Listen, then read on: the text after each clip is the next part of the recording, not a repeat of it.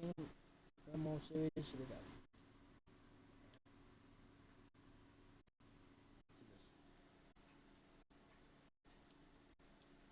Saints 1 week before the playoffs start.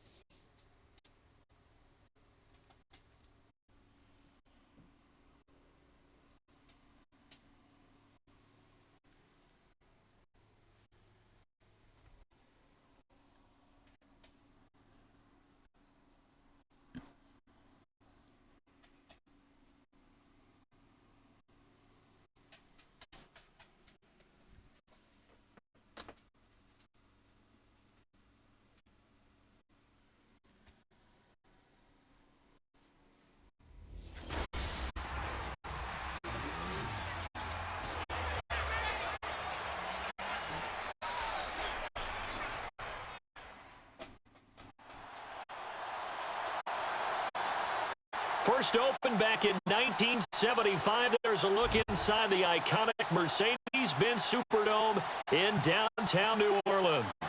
The setting in this dome just serves to amplify the excitement of the folks in New Orleans as their Saints burst from the tunnel a moment ago. They're set, and we're set as well as the Saints get ready to do battle with the Atlanta Falcons.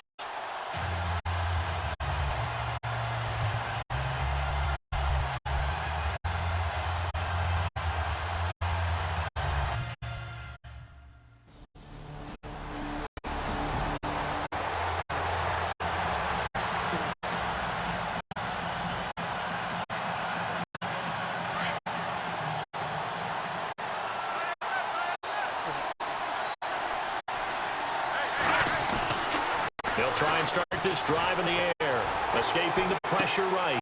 This one complete to Mohamed Sanu. The numbers for Sanu last week, he took out some anger, some apparent anger against that defense. The yards just kept going up and up and up. Yeah, he was just running up and down the field doing whatever he wanted. By the end of the game, he was seeing 2, sometimes 3 defenders on every snap, yet he was still making play after play. It was like he was running routes versus air in practice. And down to the 44 or 5 yards that time. It's really simple to say that they know their identity, that they are a passing team. But one of the reasons that they're so successful, they know how to mix in the run and make sure that they keep the defense off balance and not able to just simply say, let's go get the quarterback and disrupt things. He's going to go for a big, and this is caught inside the 5. And he is into the end zone for a Falcon touchdown. Taylor Gabriel, his 19th touchdown now on the season. And the Falcons have taken the early lead. Brandon, my man, just one sentence for that one. Clinic. And that's what they've done. They lead the league in points per game this season, but it's been quick strike ability.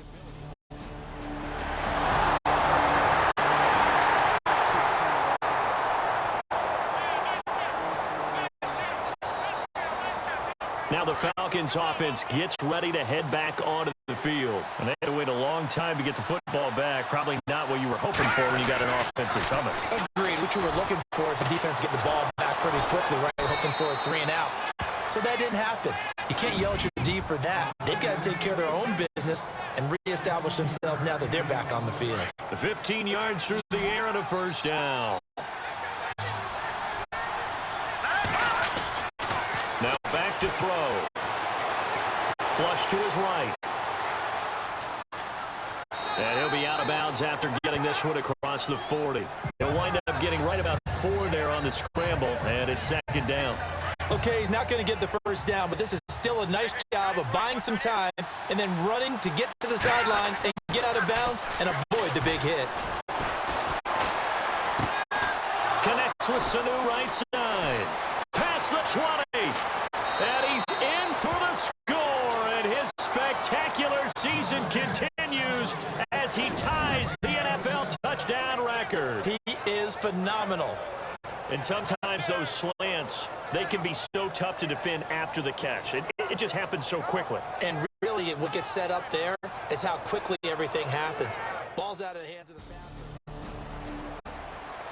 An update from that game going on in the Meadowlands. The Jets out to the early lead. Bryce Petty leading the charge offensively. And here now come the Falcons. They'll come out throwing here to start the drive. And right now they're saying, hey, let's keep this going. 2 drives, 2 touchdowns. This is caught inside the 15. And he'll be down deep into New Orleans territory. It's a big play there for Atlanta. 56 yards. There will always be a place for methodically marching the ball downfield. But when you can pick it up in big chunks and strike like that, have explosive plays, that's often the difference in winning. And he will score. Touchdown, Falcons. It's their quarterback doing it again with his 3rd touchdown here in the opening quarter. And the Falcons will extend their lead. Well, Brandon, if we go back to our meeting with the offensive coordinator, he showed us his script. Didn't show us everything now. He said, here's his...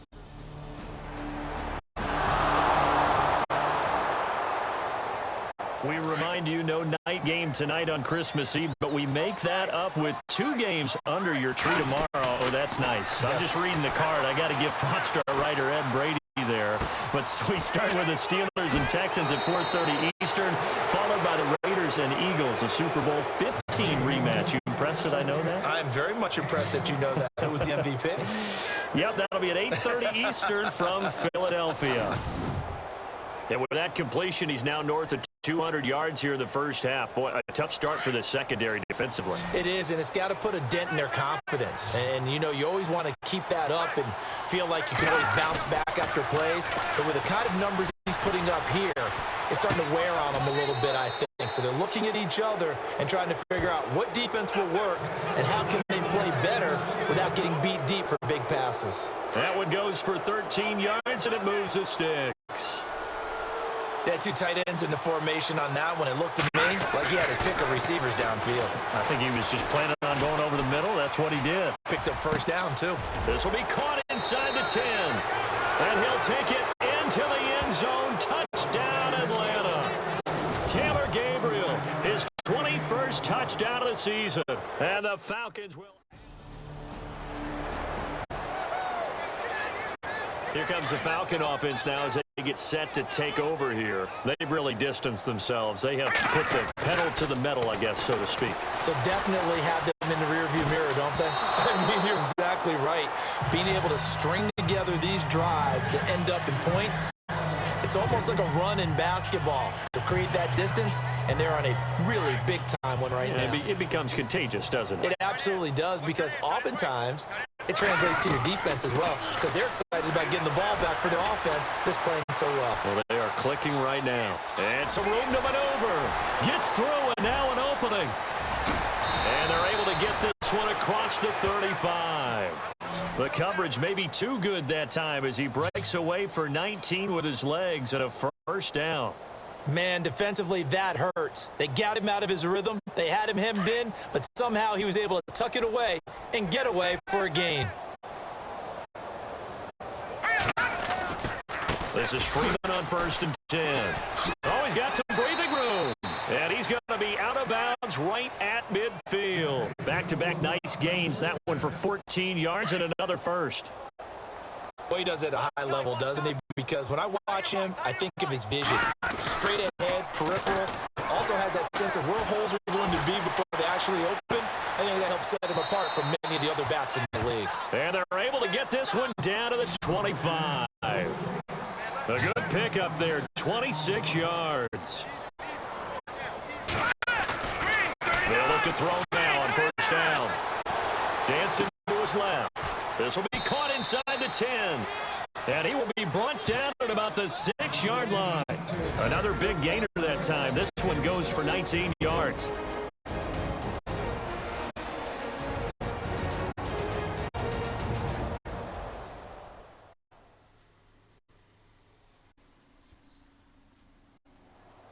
We remind you that coming up at halftime, Larry Ridley will have the highlights and analysis of this first half from our studios in Orlando. And I have a feeling those highlights will be pretty one-sided, too. I think you're right, partner. 2 big plays in succession. Not sure this D knows what hit him, but now they got to get ready. It's 1st and goal. He'll look to throw. Being chased out left. And he'll be brought down this time at the 5-yard line. He'll get just a yard on the scramble. It's second down. Well, he did a nice job keeping his eyes downfield, waiting for someone to get open. But once the pressure forced his eyes down to see the rush, it was time to make a break for it. On second down, Freeman. And he gets in. Touchdown, Atlanta. Devontae Freeman with touchdown number 8 on the year. And the Falcons add on. And while no one on the offensive line will get the 6 points next to their name, they should be credited with this one. Tremendous blocking to get the runner into the end.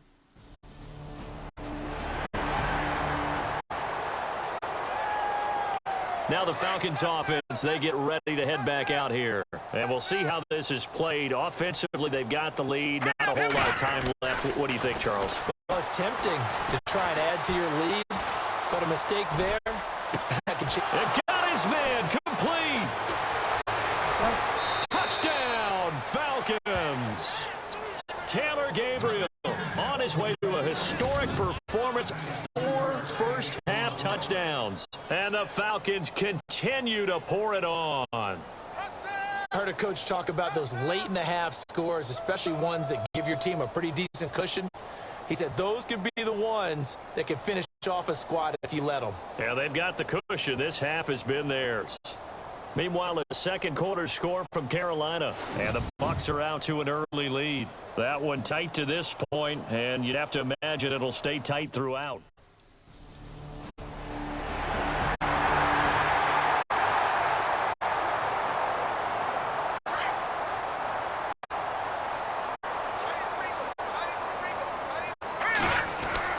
They'll throw now on the final play. Space to maneuver at the 40. And finding the tight end Hooper. And he'll be brought down somewhat awkwardly here, and a late flag as well. I think this one's going to be a face mask. Face mask. Defense.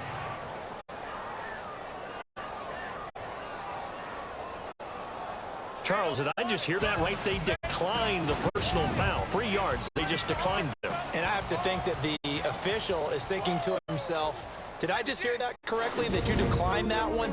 All I can think of is that someone on the field got confused. Because they had to, because you're going to take the yards on that penalty each and every time. All right, let's roll those highlights.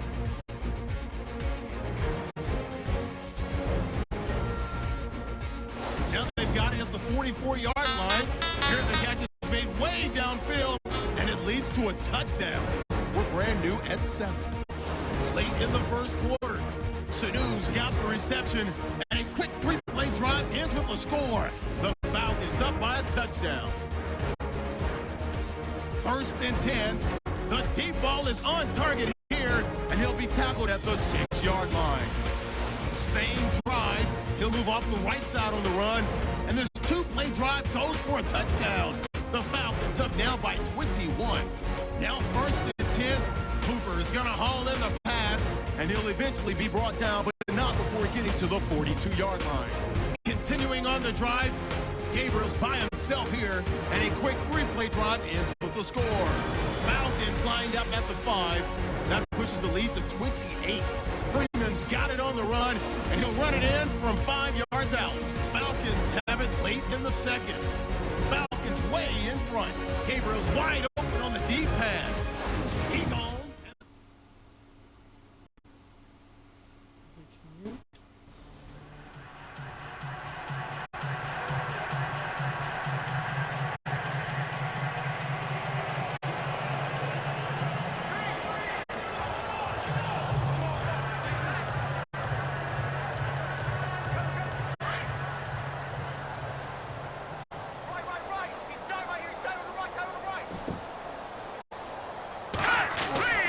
They'll look to throw here on 1st down. Eluded, and he can't find anywhere to go with it, and he goes down. Trey Hendrickson in there to bury him for a loss of 11. Well, so much for setting the tone of the drive offensively. Giving up a big sack that loses that kind of yardage, not a great start.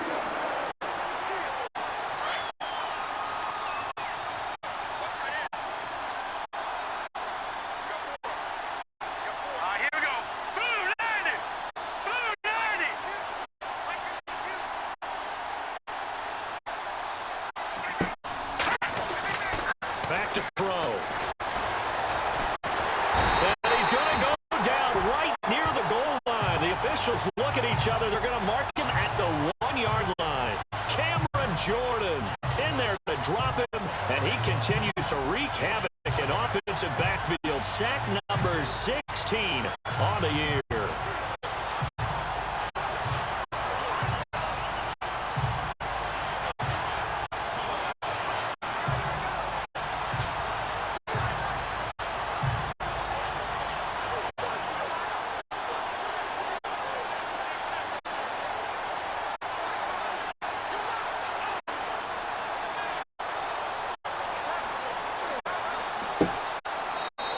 And now maybe they want some extra time to talk about this third and long play as we'll get a timeout.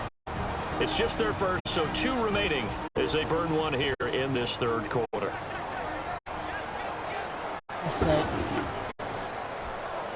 And welcome back, the offensive unit. They took the timeout. And now they get set to line up as we resume action. Need something from deep in the bag of tricks here after first and second down went backwards. It's third and very long. They're going to look to throw. Wide open receiver complete. And he will have the first down as they get him to the ground at the 37.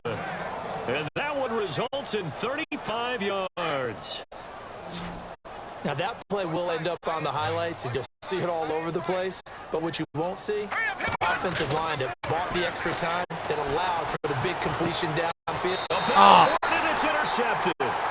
It's Marshawn Lattimore, the rookie from Ohio State.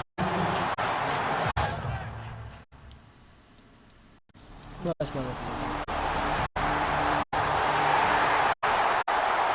out come the Falcons now. And following the interception, just any interception, are you a little bit more cautious when you start that next drive, or no, you just throw that out the window? I think you are. I don't think that there's any way you can run Spawn back out from interception. With a touchdown. Be loose with the football again. And he is into the end zone, and the touchdown record is now all his.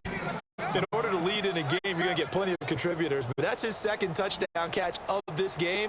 He's one of the key guys in this one. And you better believe he'll be looking for the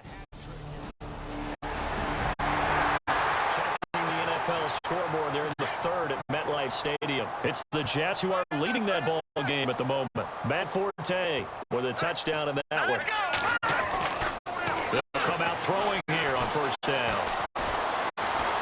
Flushed out right. And he'll go down just shy of the 25 at the 24-yard line.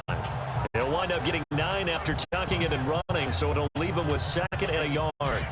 And that was not a bad scramble there on first down. He didn't force it, nor did he throw it away. He was able to take it off, and now he made it a very manageable second and short. They run. Devontae Freeman. He will lose yardage here back at the 23-yard line. It'll be a loss of a yard, and that's going to lead to a third down. Brent, it's clearly a running situation when you're up in the fourth quarter. They're going to have to stack the box to make it difficult for them to move the ball. Made it very difficult right there. Now they need to repeat that effort. Yeah, bring 7, 8, 9, whatever it's going to take to slow him down. And he's got the first down yardage before he's brought down at the 42. They're calling a gain of 19, and it moves the chains.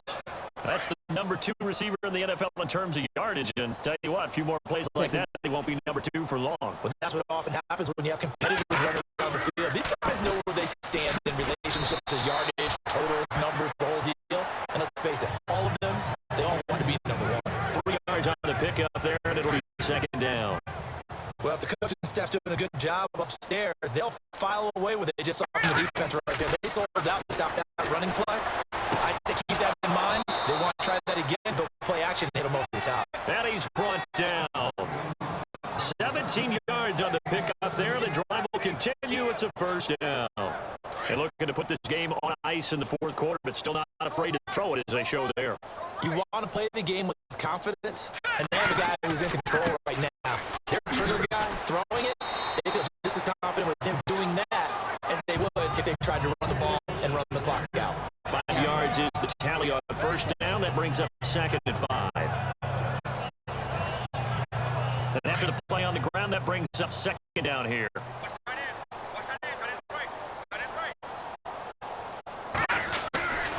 looking to throw. It's caught over the middle. Hooper. And he carries this one all the way down to the 9. That one goes for 24 yards. When you have someone throwing it that well, that confidently, you don't have to call the game in fear at all, do you? You just go ahead and play. Have confidence with a lead to throw it here in the 4th, and boom, he's on the money. Yeah, you don't have to tuck your head in and look like turtle at this point. You can just go ahead and play. He'll look to throw.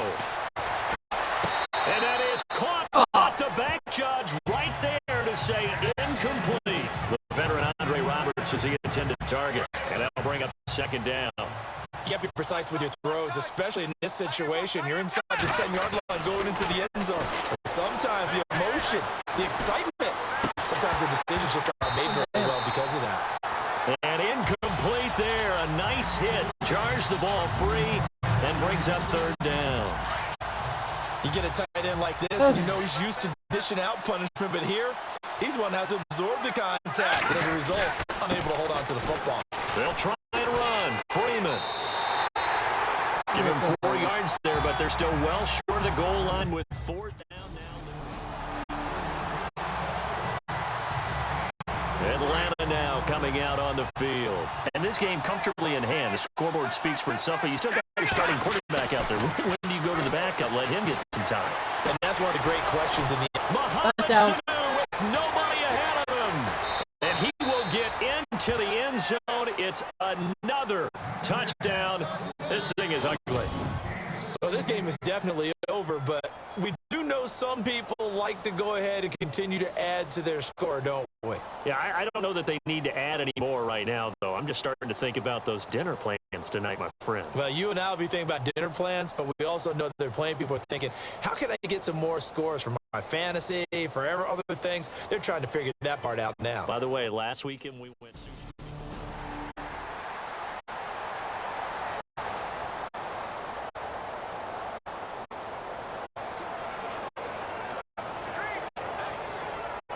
Here are the Falcons as their offense heads back onto the field. They have the big cushion.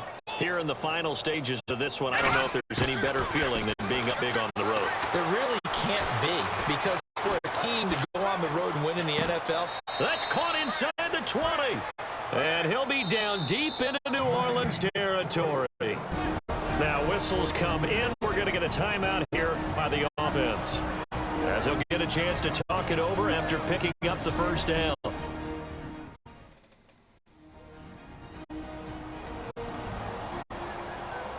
And we are back here. I'm Brandon Gaunt alongside Charles Davis. So the offense takes a timeout, and now we're set to get going.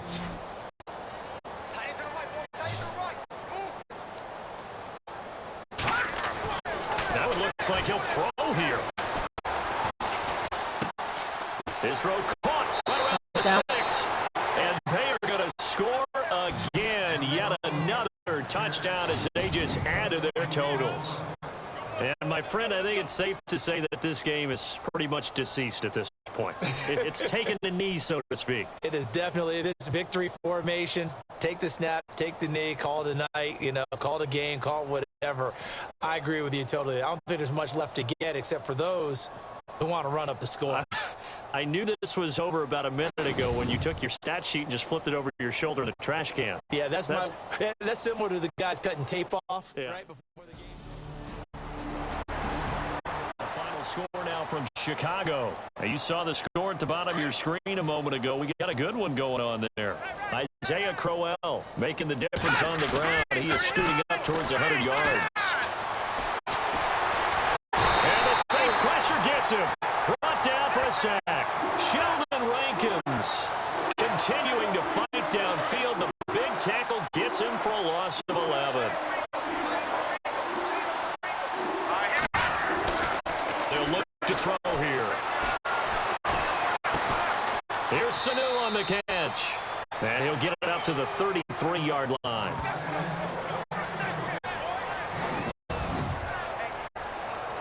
Well, Charles, it's one thing to win. It's another thing to win and put up the amount of points that they did. Boy, were they clicking on offense. They can't help but feel great about themselves, can they? I mean, what a game to put up that number of points, continually feeling like they're moving the ball and things are working and clicking. They think that they can bottle this success and carry it with them. As an offensive coordinator, you just don't think you can do anything wrong. Whatever you call, run, pass, it's all going to work. That's called being in the zone. So for the Falcons, it's another win for them. And you wonder if they want a redo on that one loss as they sit now at 14-1. And they'll return home next week to take on the Carolina Panthers. Meanwhile, for New Orleans, the slide continues as they drop now to 3-12. And they'll try to get back on the beam next week as they'll head to Tampa to take on the Bucs. So that'll do it for us. For Charles Davis and all our crew, I'm Brandon Gaudin. You've been watching the NFL on EA Sports. Till next time, we say so long from the Bayou.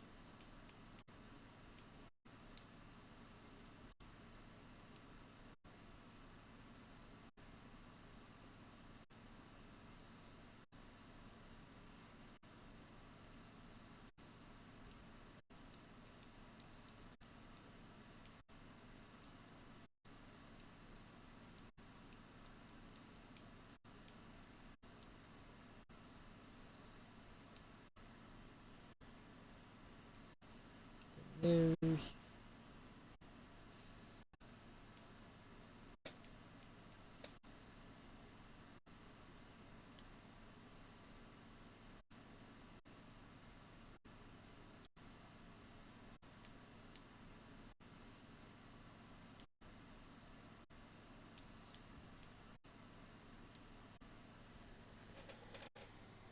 So that's be the last week of the regular season.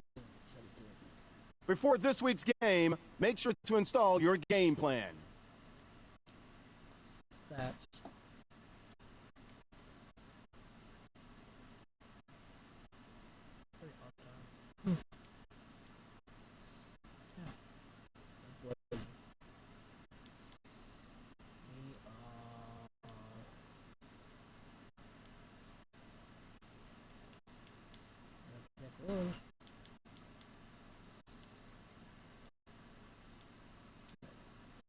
Okay, so yeah, and you guys see it. Bye.